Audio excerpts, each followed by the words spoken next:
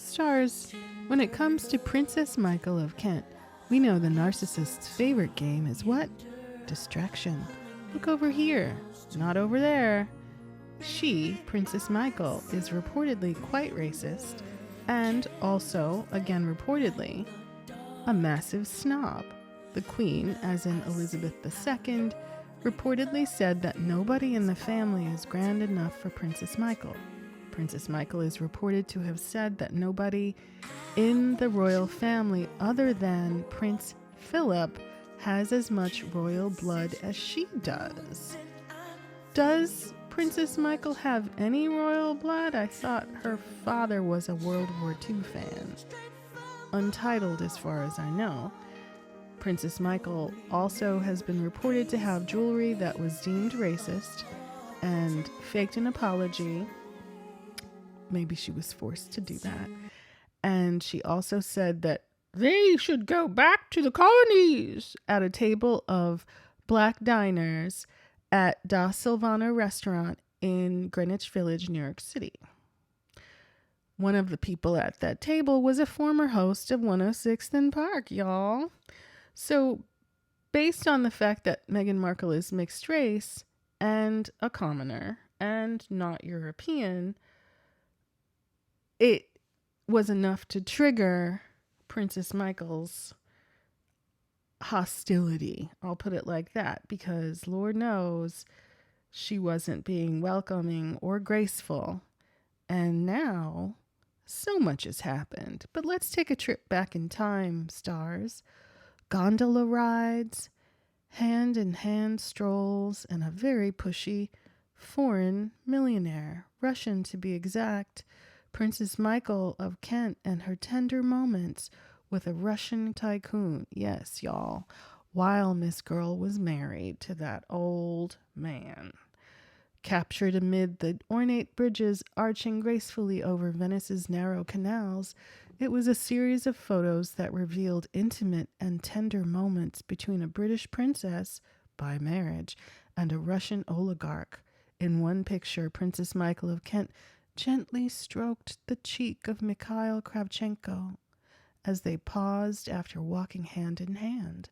In another, he stared into the eyes of the woman 21 years his senior before both took a cruise in one of the Italian city's gondolas.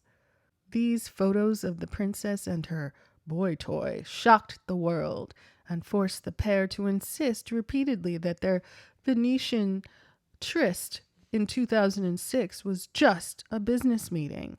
They also caused great embarrassment for the princess's husband, Prince Michael of Kent, the Queen's cousin. The only reason that Princess Michael has a royal title at all, because as we know, her father was a World War II fan with rank and active participation in the nefarious deeds that took place in Germany. As the years passed, the friendship was largely forgotten by the public. But yesterday, after the discovery of Kravchenko's lifeless body riddled with pew-pew nuggets near Moscow, it returned to haunt this most controversial of royal couples all over again. Kravchenko came to prominence in Britain when it emerged how eager he was to forge links with the Kents to try to boost his lucrative furniture empire. March 8th, which has more than 250 stores in Russia. In turn, the Kents, notorious for money problems, and Michael's nickname, the Pauper Prince, seemed eager to associate with him. Whatever it takes, huh? Princess Michael, is that your philosophy? In October 2005, Kravchenko, then 39, shared a podium and maybe more with the Kents during a Moscow design conference. Princess Michael was the guest of honor with her husband, who speaks fluent Russian and bears more than a passing resemblance to his distant cousin, the last Tsar, Nicholas II. Now bear in mind, for my Americans, the whole parallel experience when American slavery was going on. That's when over in Russia, they were similarly exploiting the labor and putting the screws to the regular Russian peasants. That happened at the same time. So the privilege and the looking down upon, it has parallels across the globe, but this is the, sort of history and the people that old boy is trying to look like and relate to and, get some of the swag of. But as the princess received admiring glances from Kravchenko, some royal watchers noted a distinct air of unease from her gray-bearded husband, who was largely ignored as the pair took center stage. An old girl, Princess Michael of Kent, she was wearing the heck out of her red blazer with rhinestone buttons, playing her part, princess, da-da-da-da-da. Meanwhile, they were on a money hunt, y'all. The oligarch who bought and transformed a once state-owned company into an upmarket IKEA-style chain was said to have been fascinated by the glamorous princess, who had been an interior decorator and designer before turning to consultancy. Indeed, she was to do consultancy work for Kravchenko. At a dinner following a tour of one of the businessman's factories, the prince assured another guest he did not mind playing second fiddle to his wife, adding, "Besides, I have learned a lot about my wife during this trip." The world was to learn far more about her when the photos emerged the following year of her with Kravchenko in Venice. Ooh-wee! By then, Kravchenko, with his shaggy hair and chiseled good looks, had been named by Russian Cosmopolitan magazine as among the country's top 20 most eligible bachelors, born in Kazakhstan, like Borat. His family originally came from Lithuania. They were no strangers to tragedy. His paternal grandfather was pew-pewed unalive during Stalin's purges, and his father was then adopted. His parents worked as engineers on submarines at secret factories around Soviet Russia. At the age of 19, Kravchenko joined the Red Army and was selected for the elite forces. Wow, it sounds like the plot of James Bond in From Russia with Love. However, he wanted a good education to try to make money as communist Russia collapsed and left the army to take a postgraduate economics course. He was well placed to profit from the Wild West style of capitalism that ensued. He bought March 8th a furniture company which was famed for beds that were invariably too short, and used his business know-how to transform it into a must-have brand for aspiring Russians. He was eager to embrace all things British. And so introduced to Russia a brand called Britannica, offering nouveau riche English-style antique furniture. By the early 2000s, he was increasingly successful and had settled down with a young family. But while driving to the Crimea in 2001 with his wife Svetlana, 27, and daughter Maria, 7, they were hit by a barely roadworthy car driven by a Ukrainian who lost control after the vehicle's axle snapped. His wife and daughter, both in the back, perished. In an interview with the Daily Mail after the Venice photos emerged, he struggled to express his grief, admitting to being unable to accept his loss. In the same interview, he insisted his meeting with Princess Michael in the city had been his friends, and, still grieving, claimed he could not conceive of life with another woman. However, many pointed out how the royal seemed to fit his description of the ideal woman as passionate inside and cold from the outside. The princess used her taut porcelain complexion down to good moisturizer and jeans, but later admitted to turning to Botox and boy toys for help. But she denied she and the younger Russian were having an affair, insisting her relationship with her husband was very strong and that her hand-holding in Venice merely proved she was Tactile. I hold hands with all my friends. I don't think that's being intimate at all. I'm a tactile person.